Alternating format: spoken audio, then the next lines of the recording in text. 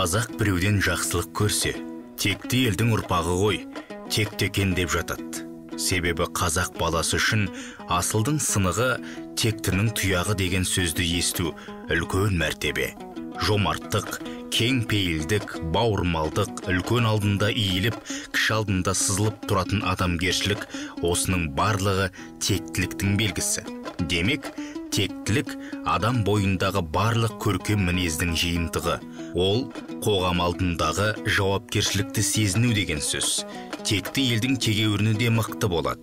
Себебі айналасын жақсылыққа үндеп, ортасына ізгілік таратқан қауымның ұрпағы азбайды, ұлты тозбайды. Ендеше жақсыдан жаман туады, бір аяқ асқа алғысыз, жаманнан жақсы туады, адам айтса нанғысыз дегендей, жақсылыққа ұмтылып, артына өшпейтін өнегелі із қалдыру әр адамның азаматтық міндеті.